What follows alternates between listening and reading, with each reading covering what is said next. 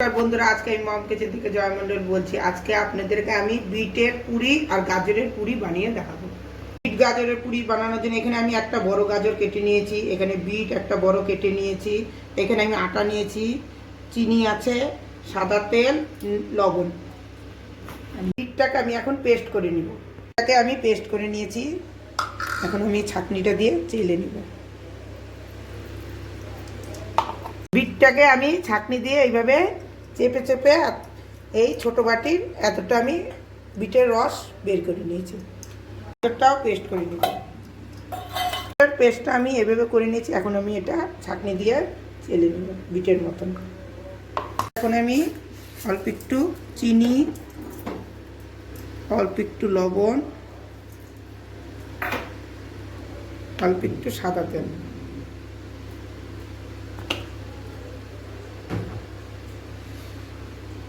এখন ভালো করে ময়ম দিয়ে নিব। এটা ভালো করে এটা ময়ম দেওয়া হয়ে গেছে। এখন এটা আটাটাকে আমি দুই ভাগে ভাগ করে নিব। অর্ধেকটা আমি এই বাটিতে উঠাই নিলাম, এটা আমি রেখে দিব। এখন এই আটাটার মধ্যে এখন আমি অল্প অল্প করে বিটের রস দিয়ে দিব।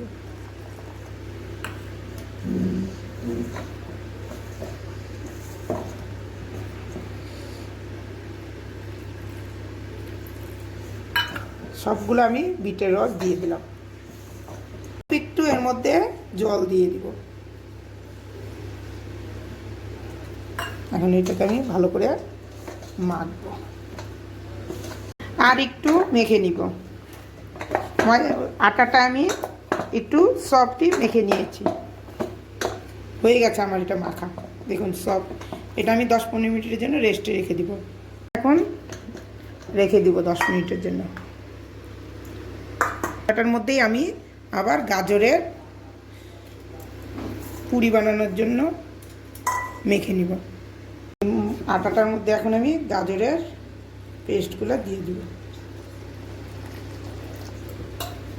এখন ভালো করে এটা মেখে নিব। গাজর দিয়ে এই আটাটাও আমার মাখা হয়ে গেছে। এটাও আমি 10 মিনিটের জন্য রেস্টে রেখে দেব। 10 মিনিট হয়ে গেছে, এটা আমি আর একটু মেখে নিব।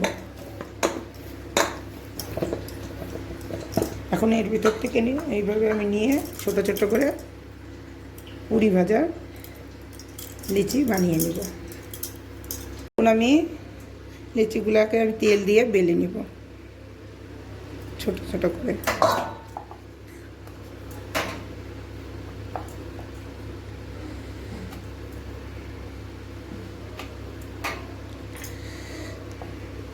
আগের থেকে তেল গরম করে রেখে দিয়েছি, এখন আমি ছেড়ে দিব।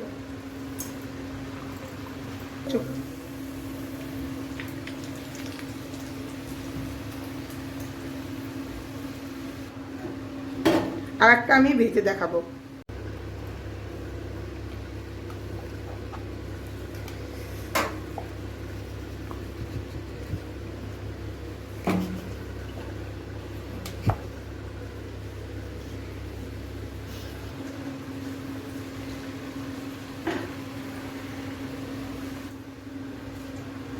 এইভাবে বিটের পুরিগুলো আমি সব ভেজে নেব।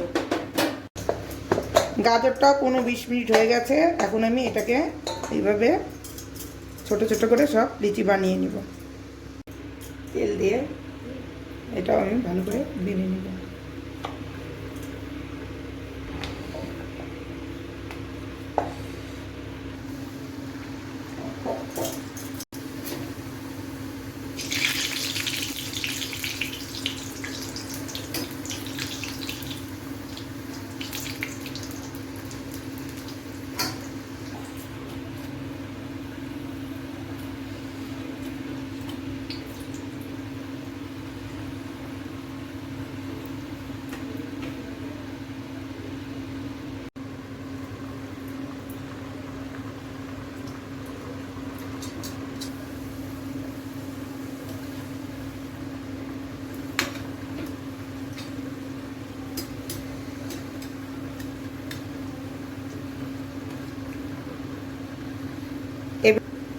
এইভাবেই আমি সব গাজরের পুরিগুলো বানিয়ে নেব। গাজরটা আমি একটা দিয়েছি, একটু কালার একটু কম হয়েছে, আপনারা চাইলে দুটো দিয়ে বানাতে পারেন।